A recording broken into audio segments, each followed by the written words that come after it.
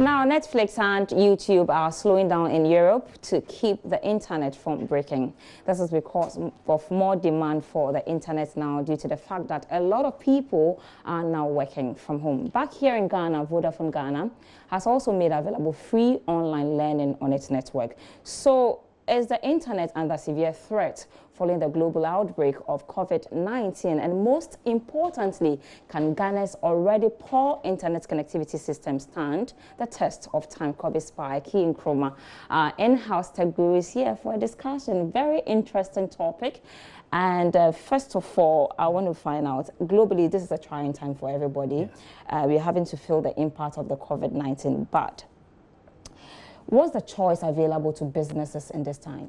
So a lot of businesses are turning to video conferencing solutions. So you're seeing a rise in subscriptions on Zoom, on Microsoft Teams, on Slack, on Trello. So because they are not going to their physical locations anymore, everything is happening online.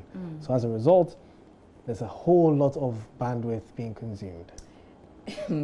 I'm smiling because I'm just wondering how this is going to work in Ghana. You know that when it comes to internet connectivity, it's not too good, but we've been advised that if you can, you must try as much as possible to work from home. Yeah. How is this going to impact our usage here in Ghana? And do you foresee a problem where already we have network that is not stable?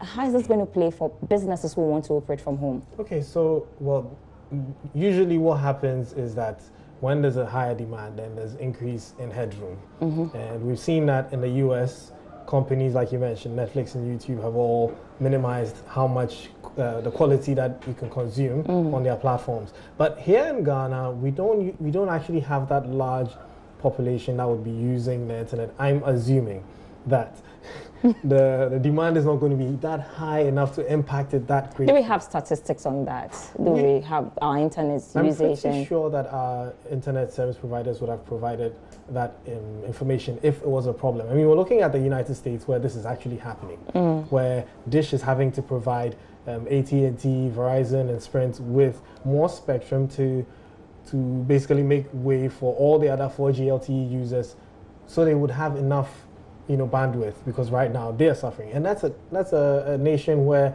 the internet user statistic is higher compared to what is in Ghana, for instance. I see. Let's come to the measures being put in place by Netflix and then YouTube, for instance. How far can this go?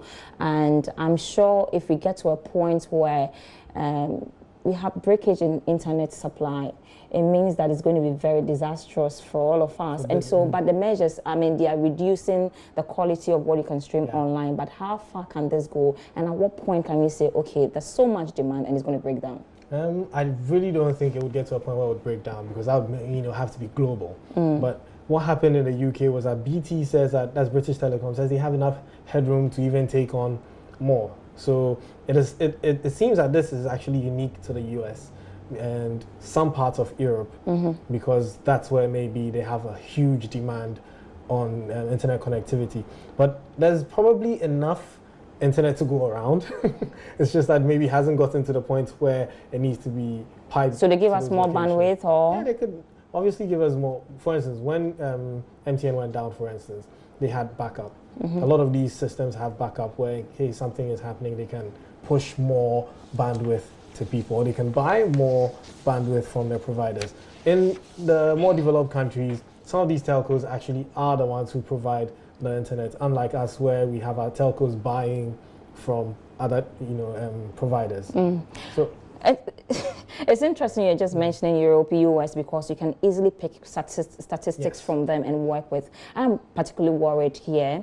We cannot speak to statistics because even as of now, we don't know what the situation is. We don't even know whether we use more internet, like, and Vodafone, of course, has provided a free learning platform. Are you worried that they are not giving us any information as to how we should even prepare? If I have to go back home and work and my internet is not working, then what's the point? Well, yeah, I agree with you on that. Data is available, but it's very scanty.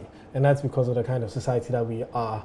It's very difficult to get data from certain places. The last mile is difficult to reach. You don't know what is happening in someone's house. In my area, there's 4G. but in my house, there's no 4G. And in my bedroom, I don't have internet. So you would require a lot of people to make these reports, to tell people, and for them to collect all this data and then make information out of it for us to be able to turn into a statistic that we can make informed, projections on whether it's going to be possible that we may be able to provide internet for our followers or not. All right, Kobe Sparky, I'm afraid we have to leave it here, but hopefully we can work from our homes without any interruption in internet supply.